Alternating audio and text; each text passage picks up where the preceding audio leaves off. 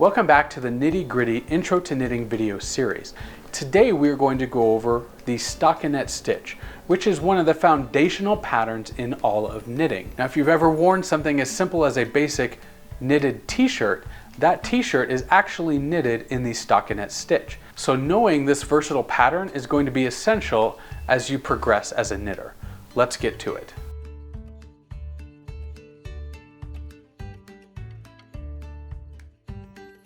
Alright, so those of you who followed along in our last video, which was on how to knit the garter stitch pattern, this is going to be the stockinette stitch pattern.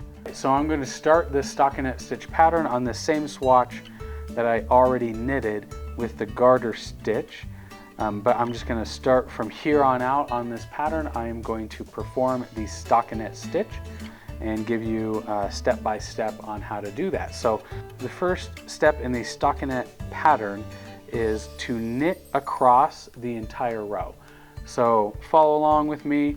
If you don't know how we progress, how we got to this point, you can go back and watch our first video in the Knitty Gritty Intro to Knitting series, which is how to perform the basic cast on, as well as our second and third videos, which are how to perform the knit stitch, which is what you see here, and also how to perform the purl stitch, which you'll see in a minute. If you don't know those three basic building blocks of knitting, you need to go back and watch those videos before you can continue on with the stockinette pattern. Alright, so we're just wrapping up knitting across all 16 stitches, so we knit that first row. And now that we finished that first row, I want to go back and show you what we just created, or what it looks like, because we just knit across this entire row of 16 stitches. And if I pull this down, you'll see when I perform the knit stitch, it creates these V's in the pattern. So these V's are created by the knit stitch when the work is facing you in the direction we went. So we worked from right to left. So if we're still looking at the stitches we performed before turning the work, we're going to see these V's that you see right here up against the needle. That's what's created by the knit stitch. When we turn this work around, pull that tag end out of the way, now we can see the back side of a knit stitch looks like this. These are what we call purls. So these little purl shapes, that is what the purl stitch actually creates. So when we begin this second row of the stockinette stitch, we are going to, instead of knit across all 16 stitches, we are going to purl across all 16 stitches. And again, if you missed that video, it's video number 3 in the Knitty Gritty Intro to Knitting series. Video 3 is how to perform the purl stitch, which is what we're going to do here. So I'm going to work this purl stitch all the way across the row, across all 16 stitches. Again, the first row in the stockinette stitch was the knit stitch. The second row is the purl stitch. I'm going to pause here for a quick second, and you can see instead of the V's that were created on the other side by the knit stitch, this creates these little bumps. This is why we call it the purl stitch, because when you're facing, the work is facing you, and you're actually performing the purl stitch, it creates these little bumps right up against the needle, which is called the purl stitch. This is really where knitting, for me, began to make sense. Because when I turn this around, you'll see the back side of what I'm working on. The back side of a purl stitch creates those little V's, which is what the knit stitch creates. So if I turn this over and I pull it down, you'll see now I've got 2 rows of those V's right here. So the purl stitch creates these little bumps. The back side of the purl stitch looks just like the knit stitch, and vice versa. So when I turn this around again and I begin to work across, this is row number 3 now, and we are going to knit this entire row. We're going to knit across all 16 stitches just like we did in row 1. So I'm going to start that off, but you'll see my work is going to remain flat. So the side that is facing me at this moment, I'm not creating any more bumps.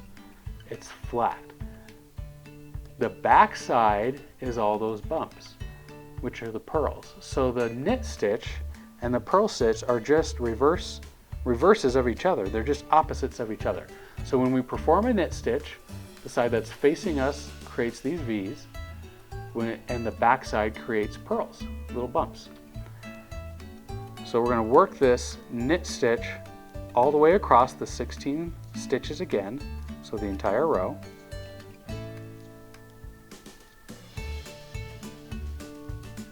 And when we turn it around once again, you'll see I've got these 3 tight, close together purl rows or bumps. So when you're working a project, often you will have what's called the right side of the project. So you'll see your pattern refer to the right side. The right side means the correct side. So more often than not, the right side or the correct side is going to be the stockinette stitch side. If you're wearing a knitted t-shirt, this is the pattern that's worked in. And if you turn your t-shirt inside out, you'll see this series of bumpy rows. So the stockinette stitch is not what we'd call a reversible pattern necessarily. Like this bottom row, these bottom 10 rows, was the garter stitch from the video before. And if I turn that over, you'll see it's garter stitch on that side, garter stitch on this side. Stockinette stitch is different. We've got the stockinette stitch side, and maybe what you'd call the reverse stockinette stitch side, but it looks very similar to the garter stitch. Only if I pull that close, you'll see these rows, or these ridge rows, are much tighter together. And if I pull it, I've got that elasticity here. You can see the knit rows in between. With these purl rows, it's not so much. Okay. So I've knit across all those. I'm going to turn it over again. And so you'll see the pattern is on our odd numbered rows, so 1 and 3 so far, we have performed the knit stitch. On our even number rows, which were row 2, and now here we are with row 4, we're going to perform that purl stitch. So again, I'm going to purl all 16 across this row. And when I get to the end, all we're going to do is turn this work one more time and knit back across. So the stockinette stitch is a repeating pattern of knit rows and purl rows. So you'll knit across the entire work, you'll turn it over, and you will purl back the other direction across the entire work.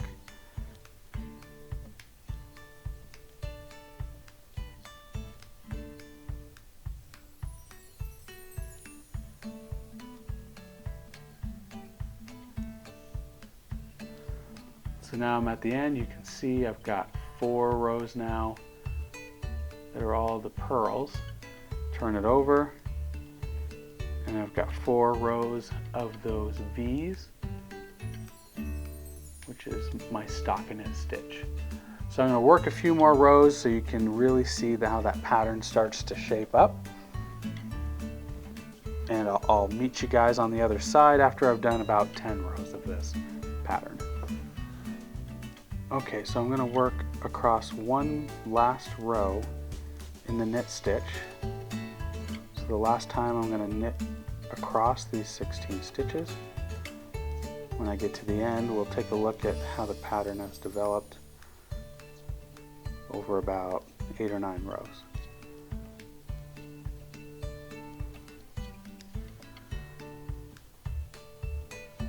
I'm going to move this out so you can see how this pattern really starts to form. You can see all those rows with these knit stitches creating that V shape on the stitch. And if we turn it over, the back side of the knit is the purls. And you can see those purl rows, those bumps, creating that purl stitch. So again, the front side, that's the stockinette stitch. That's what we're looking for. Probably one of the most commonly called for patterns in any knitting project that you're working with. You'll see the stockinette stitch pattern quite a bit.